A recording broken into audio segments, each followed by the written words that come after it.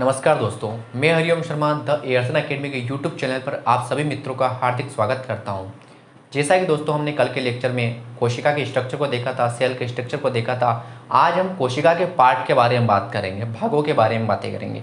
तो दोस्तों सबसे पहले हम कोशिका झिल्ली के बारे में बात करेंगे। कोशिका झिल्ली जो होती है वो पादप कोशिका और जंतु कोशिका दोनों में पाई जाती है। जंतु कोशिका दोनों में पाई जाती है। और दोस्तों कोशिका झिल्ली काय की बनी हुई होती है? तो कोशिका झिल्ली दोस्तों लिपिड, क्या दोस्तों, एक तो लिपिड एंड प्रोटीन दोनों की बनी हुई थी। लिपिड्स एंड प्रोटीन दोनों की बनी हुई। और लिपिड्स में भी कौन सा लिपिड दोस्तों? तो फास्फोलिपिड। कौन सा लिपिड दोस्तों? फास्फोलिपिड। और इस फास्फोलिपिड के अंदर भी क्या होता है दोस्तों? तो कोलेस्ट्रॉल होता है। क्या होता है दोस्तों? कोलेस्ट्रॉल होता है दोस्तों। तो दोस्तों यहाँ से क्या देखा अपन ने कि कोशिका झिल्ली जो होती है पादप कोशिका जंतु कोशिका दोनों में पाई जाती है। काय की बनी होती है? तो लिपिड्स और प्रोटीन की बनी हुई होती है। और काय कौन सा लिपिड की? तो फास्फोलिपिड। खासकर काय काय कौन सा लिपिड होता है? तो फास्फोलिपिड होता है। और उसमें भी क्या होता है? तो कोलेस्ट्रॉल होता है दोस्तों अब कोशिका झिल्ली का काम क्या होता है दोस्तों? कोशिका झिल्ली का काम होता है अणुओं का आदान प्रदान करना। क्या काम होता है दोस्तों कोशिका झिल्ली का? तो अणुओं का आदान प्रदान करना। कोशिका झिल्ली का काम होता है दोस्तों तो अणुओं का आदान प्रदान करना। दोस्तों कोशिका का जो मॉडल दिया वो किस वैज्ञानिक ने दिया? तो कोशिका का मॉडल दो वैज्ञानिक ने दिया।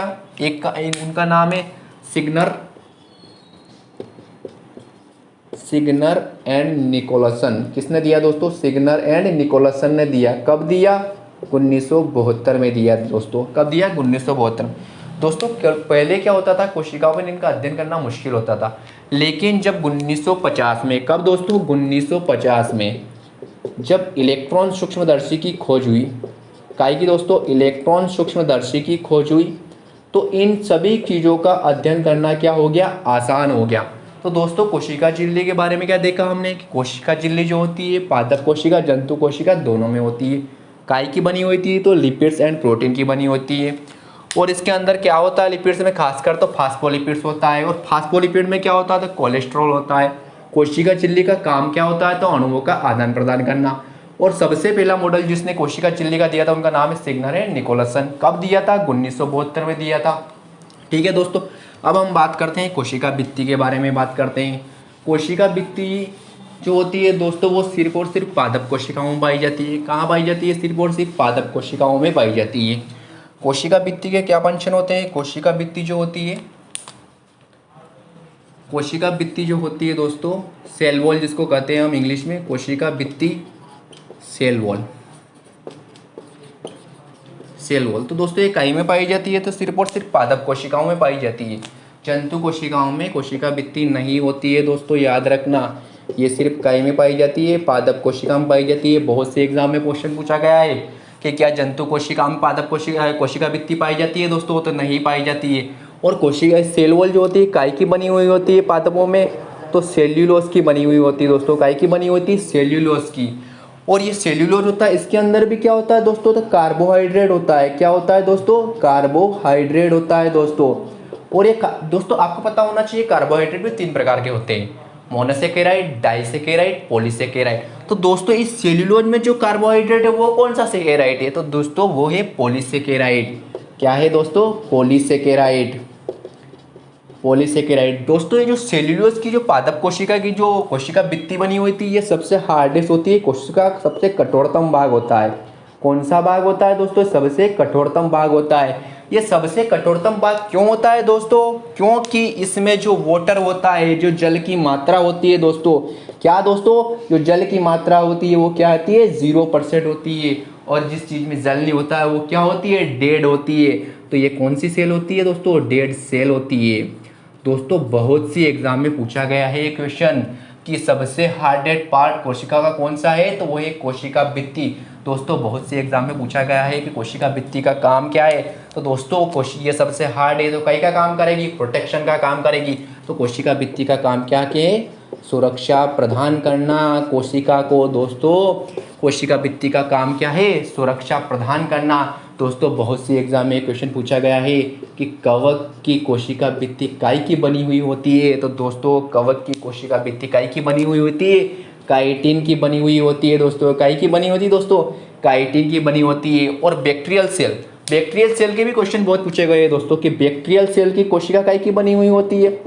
बैक्टीरियल सेल की कोशिका काय की बनी होती है, कोशिका भित्ति काय की बनी हुई होती है। तो दोस्तों बैक्टीरियल सेल की कोशिका जो होती है वो अमीनो एसिड एंड लिपिड्स की बनी हुई होती है। काय की दोस्तों, अमीनो एसिड एंड लिपिड्स की बनी हुई होती है। काय की बनी हुई थी दोस्तों, अमीनो एसिड एंड लिपिड्स की बनी हुई होती है। तो दोस्तों यहाँ से कितने क्वेश्चन देखे आपने कोशिका भित्ति से। कोशिका भित्ति जो होती है वो सिर्फ पादप कोशिका में पाई जाती है। बहुत सी एग्जाम में ये क्वेश्चन पूछा जाता है कि पादप कोशिका के सबसे बाहरी आवरण को क्या कहा जाता है। तो क्या कहा जाता है दोस्तों, कोशिका भित्ति कहा जाता है सबसे बाहरी आवरण को पादप कोशिका के।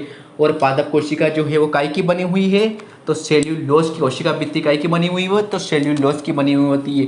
और सेल्यूलोज में क्या है, कार्बोहाइड्रेट, वो भी कौन सा वाला, पॉलीसेकेराइड। ये कोशिका भित्ति जो होती है ये पादप कोशिका का सबसे हार्डेस्ट पार्ट होता है। क्यों होता है दोस्तों, क्योंकि इसमें वाटर जो होता है वो क्या होता है, 0% होता है।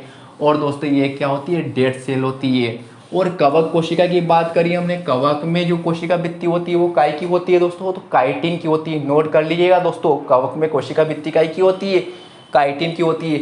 और बैक्टीरियल सेल में काय की होती है, तो अमीनो एसिड एंड लिपिड्स की होती है दोस्तों। अब हम बात करते हैं केंद्रक की। काय की बात करते हैं दोस्तों, केंद्रक की।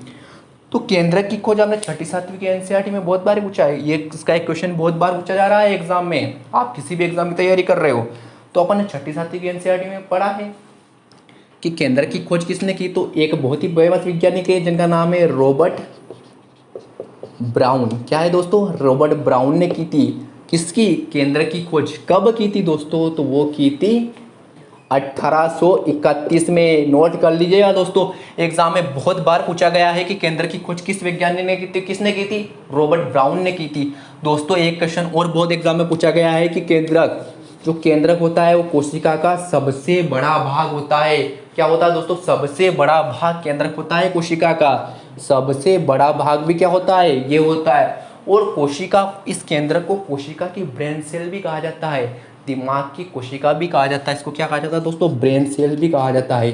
क्यों कहा जाता है दोस्तों, क्योंकि इसमें क्या पाया जाता है, न्यूक्लिक एसिड। क्या पाया जाता है दोस्तों, न्यूक्लिक एसिड। क्या पाया जाता है दोस्तों, न्यूक्लिक एसिड। में लिख देता हूँ, आप नोट कर लीजिएगा, न्यूक्लिक एसिड।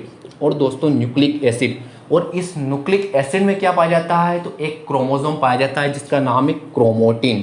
क्या पाया जाता है दोस्तों, क्रोमोटिन।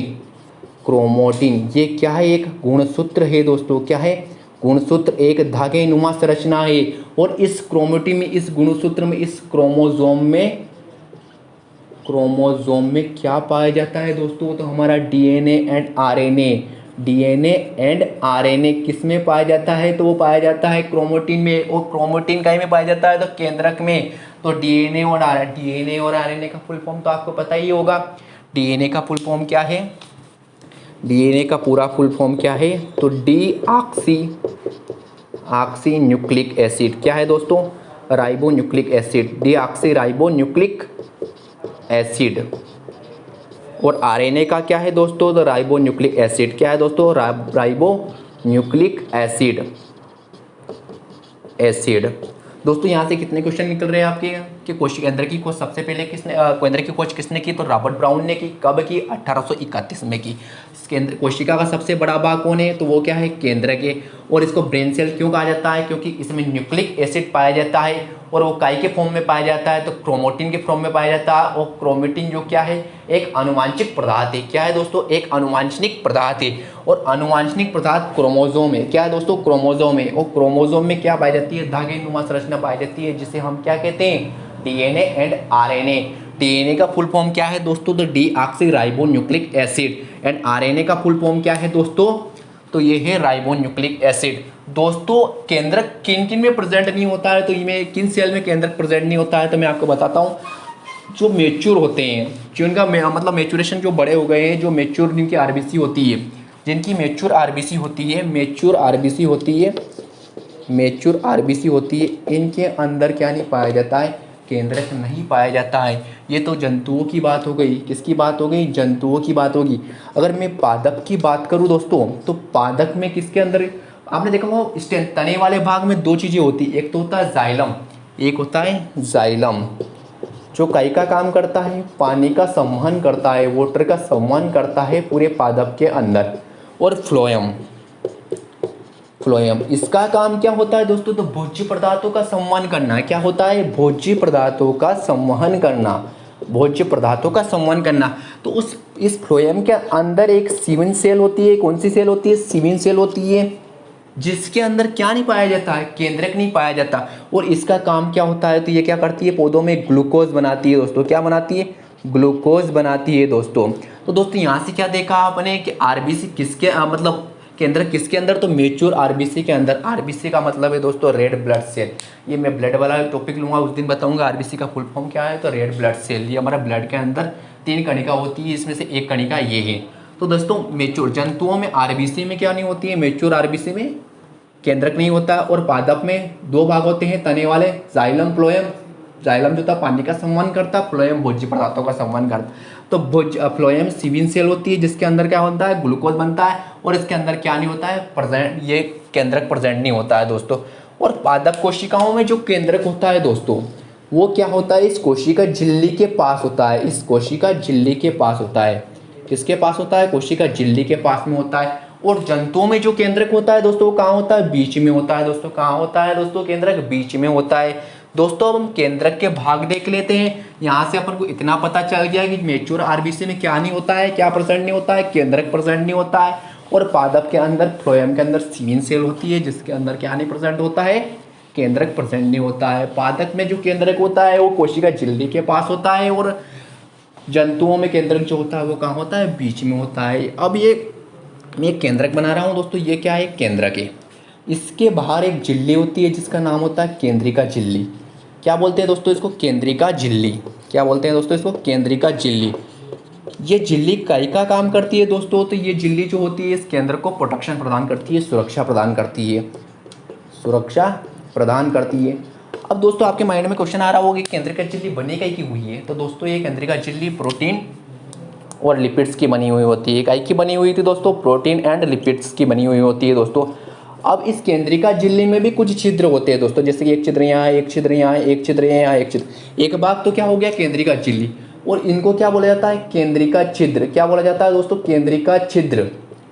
केंद्रिका छिद्र। और इस केंद्रिका छिद्र का क्या काम होता है दोस्तों? तो एक केंद्रिका छिद्र क्या करती है? प्रोटीन जो होता है उसका आदान प्रदान करती है। क्या करती है दोस्तों? प्रोटीन का आदान प्रदान करने का काम कौन करती है? प्रोटीन का आदान प्रदान करने का काम करती है केंद्रिका छिद्र। क्या करती है? केंद्रिका छिद्र। अब इस केंद्रक के अंदर कुछ द्रव भरा हुआ है। क्या भरा हुआ है दोस्त? द्रव भरा हुआ है। ये दूसरा पॉइंट हो गया दोस्त।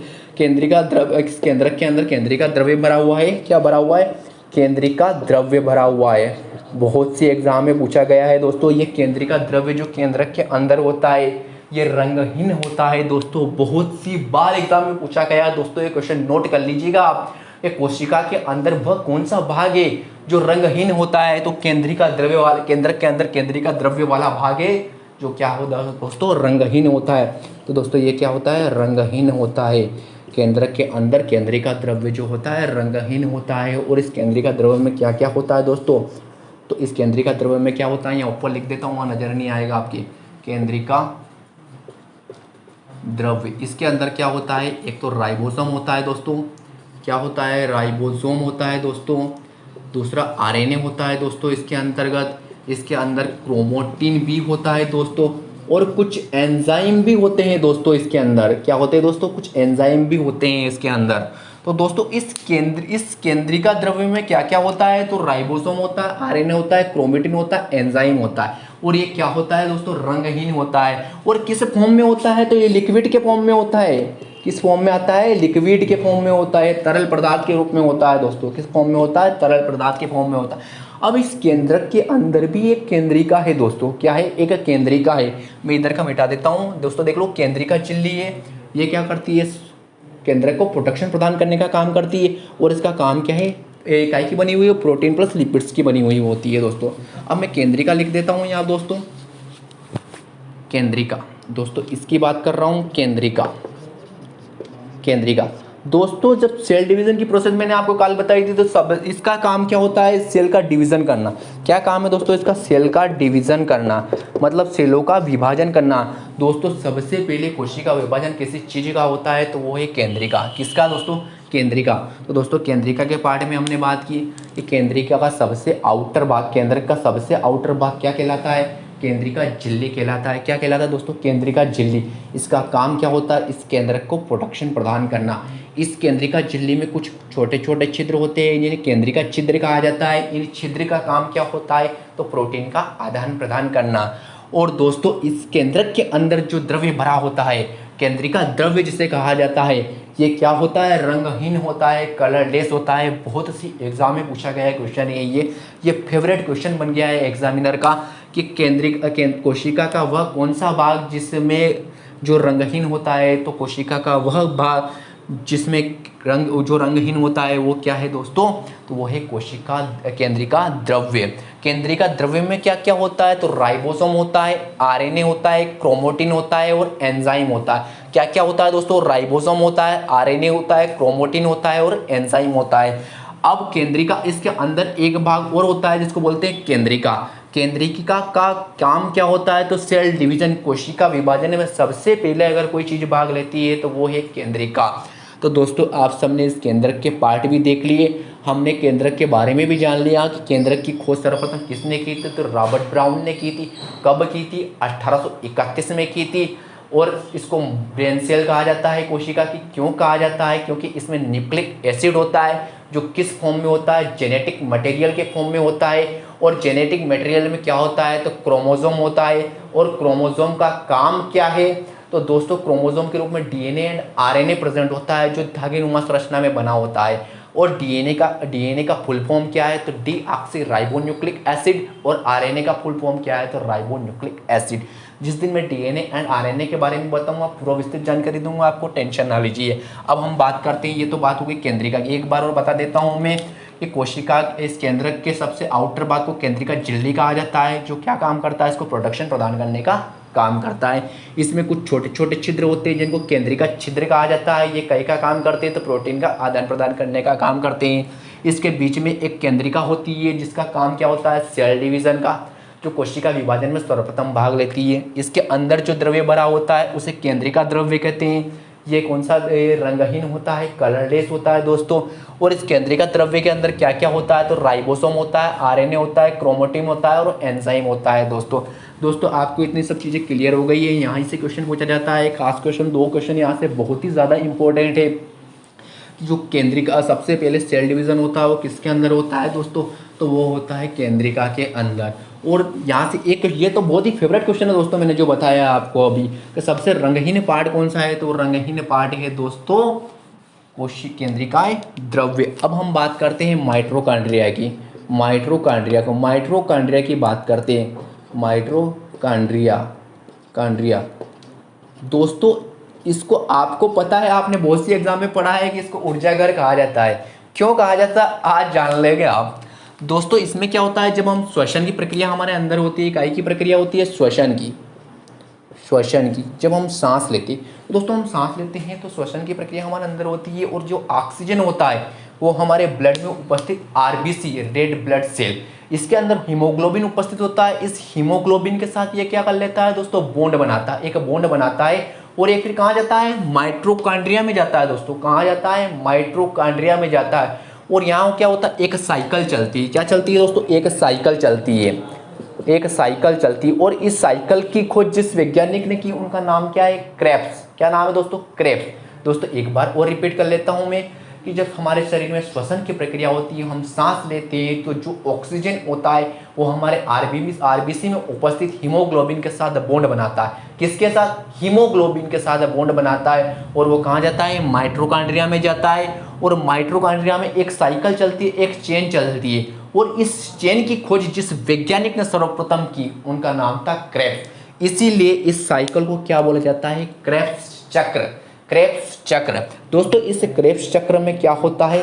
ग्लूकोज का ब्रेकडाउन होता है। हिंदी में लिख देता हूँ, ग्लूकोज का ब्रेकडाउन होता है, जिसके फलस्वरूप क्या बनता है? एटीपी बनती है। क्या बनती है दोस्तों? एटीपी बनती है। एटीपी का फुल फॉर्म आपको पता है? नहीं पता तो यहाँ देख लो, एडिनोसिन ट्राई फॉस्फेट। क्या है दोस्तों? एटीपी का फुल फॉर्म एडिनोसिन ट्राइफॉस्फेट। तो दोस्तों मैंने बताया हम सांस लेते हैं, ऑक्सीजन जो होता है वो हमारे हीमोग्लोबिन के साथ बॉन्ड बना लेता है और फिर कहाँ जाता है, वो माइटोकॉन्ड्रिया में जाता है। माइटोकॉन्ड्रिया में क्या होता है, एक साइकिल चलती है, एक चक्र चलता है, और इस चक्र की जिस वैज्ञानिक ने सबसे पहले खोज की उनका नाम है क्रेब्स, इसीलिए इसको कौन सा चक्र बोला जाता है, क्रेब्स चक्र बोला जाता है। इसी क्रेब्स चक्र के फलस्वरूप क्या होता है, ग्लूकोज का ब्रेकडाउन होता है, और ग्लूकोज के ब्रेकडाउन होने के बाद क्या बनती है, एटीपी बनती है। एटीपी काय के रूप में संचित की जाती है दोस्तों, तो ऊर्जा एनर्जी के रूप में, ऊर्जा के रूप में, काय के रूप में दोस्तों, तो ऊर्जा के रूप में एटीपी का संचित होता है। दोस्तों ये तो श्वसन की एक प्रोसेस हुई, एक प्रोसेस और होती है जिसको हम बोलते हैं ग्लाइकोसिस की प्रोसेस, ग्लाइकोसिस की प्रोसेस। इसके अंदर क्या होता है दोस्तों, ये कोशिका द्रव्य के अंदर होती है प्रोसेस। काय के अंदर होती है, कोशिका द्रव्य के अंदर होती है दोस्तों। इसमें क्या होता है कि जो ग्लूकोज के मॉलिक्यूल है, मतलब ग्लूकोज के जो अणु हैं उनका ब्रेकडाउन होता है, और ब्रेकडाउन होने के फलस्वरूप क्या हो रहा है, ग्लूकोज के मॉलिक्यूल का ब्रेकडाउन हो रहा है, और इसके ब्रेकडाउन होने के फलस्वरूप यहाँ क्या बनता है, तो पायरिक एसिड बनता है। क्या बनता है दोस्तों, पायरिक एसिड बनता है, पायरिक एसिड बनता है, पायरिक अम्ल बनता है। और इसके फलस्वरूप जो ऊर्जा बनती है वो कितनी एटीपी की बचती है, 2 एटीपी की ऊर्जा बनती है। कितनी एटीपी की, 2 एटीपी की ऊर्जा बनती है, 2 एटीपी की ऊर्जा बनती है। और यहाँ पे कितनी, क्रेब्स चक्र के माध्यम से कितनी एटीपी की ऊर्जा बन रही है, तो बन रही है 36 एटीपी की। कितनी, 36 एटीपी की ऊर्जा बन रही है। तो दोस्तों 36 प्लस 2, तो हमारे बॉडी के अंदर कितनी एटीपी की एनर्जी बनती है, तो वो बनती है 38 एटीपी की। कितनी दोस्तों, 38 एटीपी की एनर्जी बनती है। तो दोस्तों माइटोकॉन्ड्रिया का एक बार और रिवाइज करा देता हूँ। जब हम सांस लेते हैं, हमारे अंदर श्वसन की प्रक्रिया होती है, तो जो ऑक्सीजन होता है वो हमारे आरबीसी में उपस्थित हीमोग्लोबिन के साथ क्या कर लेता है, बॉन्ड बना लेता है, बंध बना लेता है, और ये फिर कहाँ जाता है, माइटोकॉन्ड्रिया में जाता है। और माइटोकॉन्ड्रिया में जाता है तो यहाँ पे एक साइकिल, ये एक साइकिल का काम करता है, साइकिल एक चक्र बनाता है। और इस चक्र की जिसने खोज की, जिस वैज्ञानिक ने खोज की, उसका नाम था क्रेब्स। क्या नाम था दोस्तों, क्रेब्स। इसीलिए इसको कौन सा चक्र बोला जाता है, क्रेब्स चक्र बोला जाता है। इसमें क्या होता है, ग्लूकोज का विखंडन होता है, ग्लूकोज का ब्रेकडाउन होता है, जिसके फलस्वरूप एटीपी के रूप में क्या मिलती है हमको, ऊर्जा, एनर्जी। कोई वर्क करने के लिए एनर्जी की आवश्यकता होती है कि नहीं होती है, वो किसके फलस्वरूप मिलती है, तो इसी माध्यम के रूप में हमको एटीपी मिलती है। और क्रेब्स चक्र में कितनी एटीपी का निर्माण होता है, 36 एटीपी का। और 2 एटीपी का निर्माण काय को होता है, ग्लाइकोसिस की प्रोसेस के थ्रू होता है। ग्लाइकोसिस की प्रोसेस काय के अंदर होती है, तो कोशिका द्रव्य के अंदर संपन्न होती है। याद रखिएगा दोस्तों, बहुत बार एग्जाम में पूछा गया है, कोशिका द्रव्य के अंदर ये प्रोसेस कंप्लीट होती है। इसमें क्या होता है, ग्लूकोज का ब्रेकडाउन यहाँ भी होता है, ग्लूकोज के मॉलिक्यूल का ब्रेकडाउन यहाँ भी होता है, और क्या बनता है, पायरिक एसिड बनता है। और पायरिक एसिड बनता है तो बाद में एनर्जी कितनी बनती है, 2 एटीपी की एनर्जी यहाँ से बनती है, और 2 और 36 कितना हो गया, 38। तो हमारी बॉडी के अंदर कितनी एटीपी की एनर्जी बनी, 38 एटीपी की, टोटल कितनी, 38 एटीपी की एनर्जी बनी। और एटीपी का फुल फॉर्म क्या है, तो एडेनोसिन ट्राइफॉस्फेट। बहुत सी एग्जाम में डायरेक्ट पूछ लिया गया है कि एटीपी का फुल फॉर्म क्या है, तो एडेनोसिन ट्राइफॉस्फेट। तो दोस्तों हमने आज 4 पार्ट के बारे में बात की है। सबसे पहले कोशिका झिल्ली की, कोशिका झिल्ली काय की बनी होती है ये भी बता दिया मैंने, इसका काम क्या होता है। कोशिका भित्ति क्या की बनी होती है ये भी बता दिया। 3 क्वेश्चन बहुत फेमस पूछे जा रहे हैं वहाँ के, पादप कोशिका में कोशिका भित्ति काय की बनी होती है, तो सेल्यूलोज की बनी हुई होती है। कवक में काय की बनी होती है, तो काइटिन की बनी होती है। बैक्टीरियल सेल में क्या बनती है, तो अमीनो एसिड एंड लिपिड्स की बनी हुई होती है। केंद्रक में बात की तो केंद्रक की खोज किसने की थी, रॉबर्ट ब्राउन ने की थी, 1831 में की थी। इसको ब्रेन सेल भी कहा जाता है कोशिका का। और इसकी केंद्रक के भागों के बारे में पढ़ा, यहाँ से माइटोकॉन्ड्रिया के बारे में पढ़ा, क्रेब्स चक्र के बारे में जाना, अपन ने ग्लाइकोलाइसिस की प्रोसेस के थ्रू प्रोसेस को जाना। तो दोस्तों आज के लिए इतना ही। कल के लेक्चर में मैं राइबोसोम, डीएनए, आरएनए इन सभी की विस्तृत जानकारी आपके सामने प्रस्तुत करूँगा। दोस्तों आपको वीडियो अच्छा लगा है तो please like, subscribe and press the bell icon.